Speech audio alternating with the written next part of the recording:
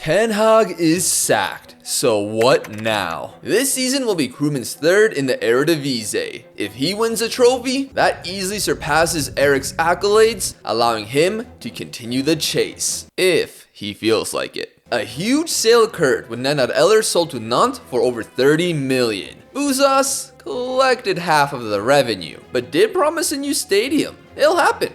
One day, a center back out led to an improvement to the entire defense. Tarek Boekman for $1.5 million, Bart van Rooij at right back for less than 7 million, and Bob Zwart for under 8, who as a teenager had a great season with Groningen. Sales from those who were used less led to improvements in other areas. Nicolai Kruse landed from Copenhagen at 5 million, Thiago Freitas on loan with an option to buy, and the permanent return of Ayad Talea, which led to a concerned Verlat. He wondered why Talea needed to return with the numbers he and Hershey put up. He stayed loyal while the club was under financial insecurity, and Talea did not. Chrooman understood his frustration and assured him that he is the #1 man. As Verlat left, Chrooman whispered, "Dumbass, we need any homegrown players we can get." Regardless, the transfers look good, especially after a 2-1 win over Feyenoord. Mr. Pringle hasn't been showcased yet, but he scored 3 in the first 2 games. In the initial 5 matches, Ajax dropped points,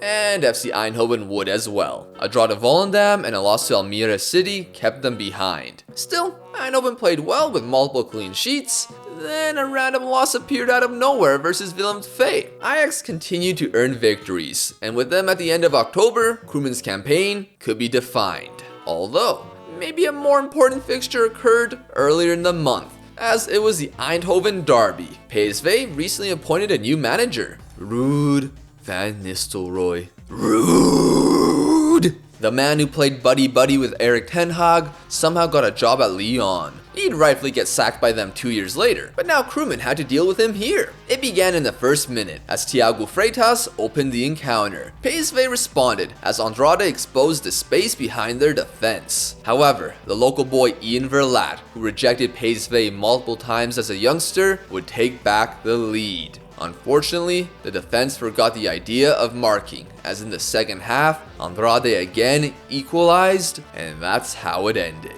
Victories surrounded that result, which included a 3-0 triumph over AZ. Next up is Ajax, who have a 6-point advantage. The Amsterdam club dominated, yet somehow Eindhoven kept it scoreless until a corner in the second half. It was for Chrooman's side, but Ajax countered and had numbers forward. Musa received a pass in the box and scored.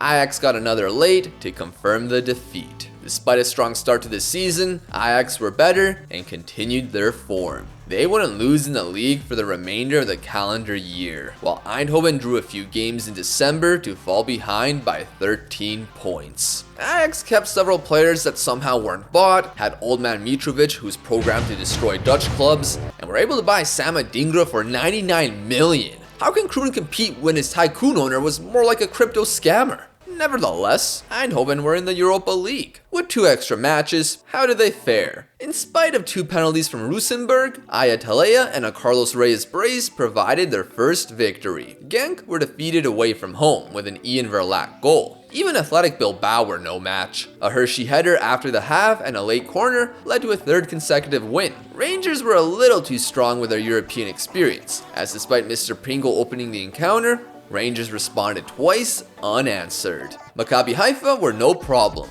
as were Slavia Prague with 2 3-0 victories. The most challenging fixture on paper was Borussia Dortmund, who sacked Nuri Sahin a month prior for Leonardo Jardim, and they were destroyed 4-0. The league stage concluded with Midtjylland easily handled 2, as FC Eindhoven finished in 2nd on goal difference, behind Aston Villa. Will Chrooman see them in the knockouts? Europe seems set for another fun campaign, but the more realistic option of a trophy is the Dutch Cup. For one, you don't have to run into an English team. However, Ajax will be a problem at any point in the tournament. It started with the second round away at Groningen. Chrooman set up a strong lineup outside of the strikers, who were Talea and Juan Lemon, who opened the encounter. Groningen didn't lay down though, as less than 10 minutes later, they equalized. In the final stretch, a few tweaks were made as Mr. Pringle scored to restore the lead. While Groningen maintained their danger, Talea sealed the victory to send them to the 3rd round. Sad news followed. El Bucha left the club. He wasn't able to keep up with the team's improvements, which caused him to venture elsewhere. Fans were devastated. Oh, they were happy he left? Next up is second division side PEC Zwolle.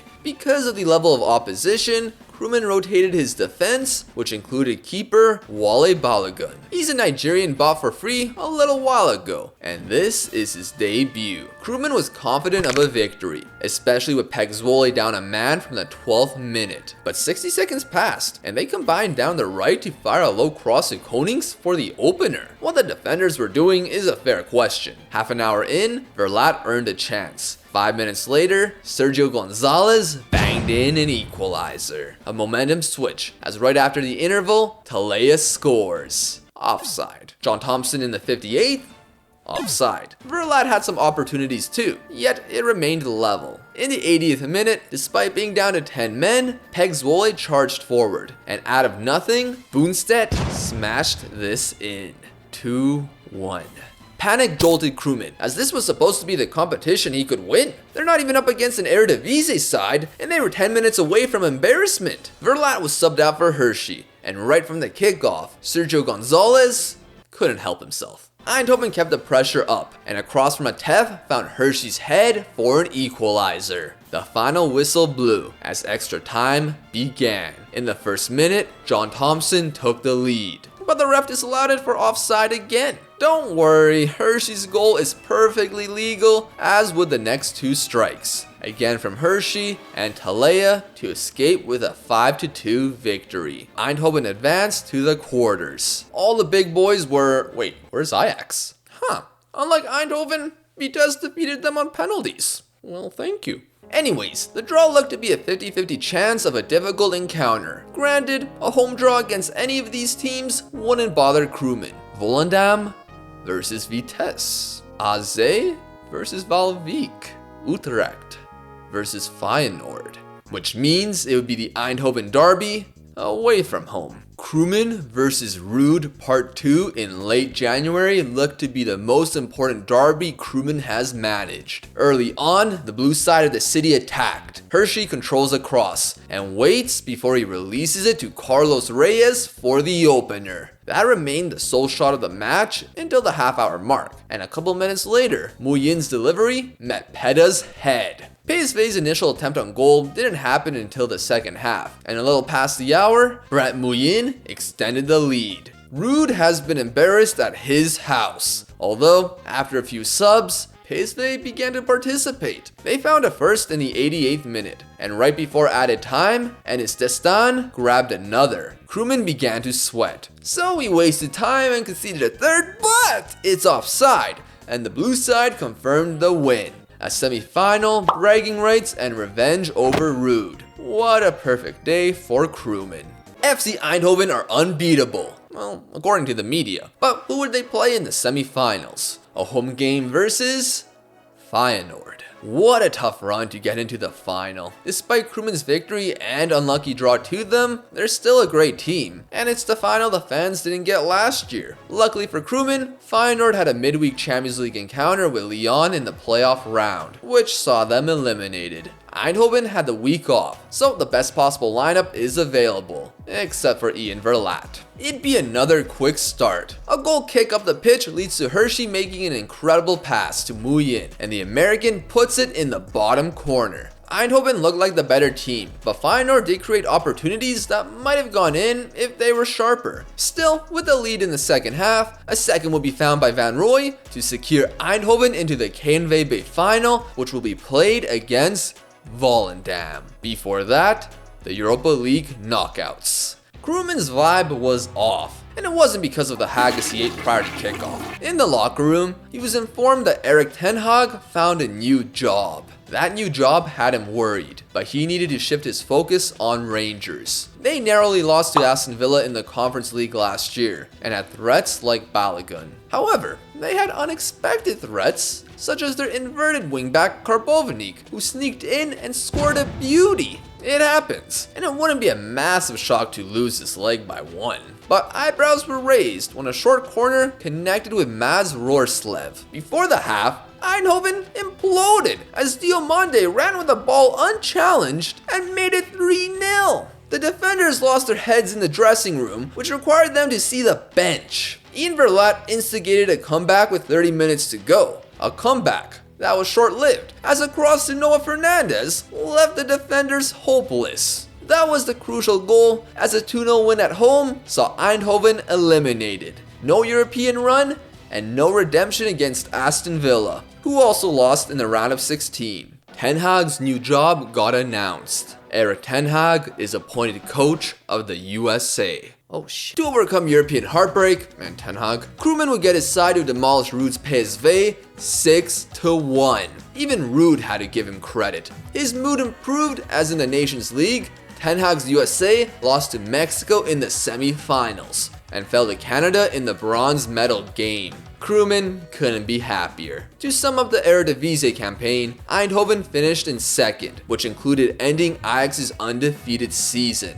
Albeit, they won the title long ago and finished above both Eindhoven clubs by 15 points. Verlat and Hershey were prolific, but not like Mitrovic. Huge shout out to Nathaniel Brown though with 13 assists. So, Chrooman has matched Ten Hag's second place finish, done better than him in Europe, and can earn a trophy. FC Eindhoven haven't won the KNVB Beker since 1937, nearly a century since then, and the only other trophy the club has won is the Eredivisie in 1954. Volendam, meanwhile, have been runners-up twice in the Dutch Cup, with the previous one happening in 1995. On their run to the final, they defeated FC Lisse, SC Cambuur, Vitesse, and AZ Alkmaar. However, in their 5 matches since the semi-final, they have scored 2 goals and have lost 3 in a row. Them in this final is a bigger surprise than Eindhoven. And while Eindhoven haven't lost to them in over 2 years, the previous time was in the Dutch Cup. Chrooman set up the team as such. Babitz in net, Nathaniel Brown and Matteo Ponte as fullbacks, Zwart and Patrick Petta at center back, Sergio Gonzalez as the anchor, Dan Heischmann placed as the advanced playmaker, and Thiago Freitas instead of Carlos Reyes as the Metsala. Mr. Pringle played instead of Nguyen due to an injury, and up top is the main duo of Hershey and Ian Verlat. Can Chrooman do it? They caused danger from the off, and in the 11th minute, a ball from Ponte found Freitas, who cut it back to Hershey, as this wouldn't be close. Hershey scored again before the interval. Zwart made it 3 in the second half, and Ian Verlat finished it off with the 4th. FC Eindhoven are KNVB Beker winners, and Chrooman has won his first trophy in his managerial career. He came to Eindhoven for revenge, and to be known as a better manager than Ten Hag. Along the way, he learned many things. Funny nicknames improve the club atmosphere, Eric and Ruud are frauds, and most importantly of all, chasing this challenge to surpass Ten Hag led to a better opportunity. He's become a great manager. Okay, he's become an adequate manager. But you have to respect the adequacy of improving a club who once thought they'd never return to the Eredivisie to now one worthy of silverware. That's all thanks to Boozos' shady crypto funds, which he definitely didn't rug pull out of anybody.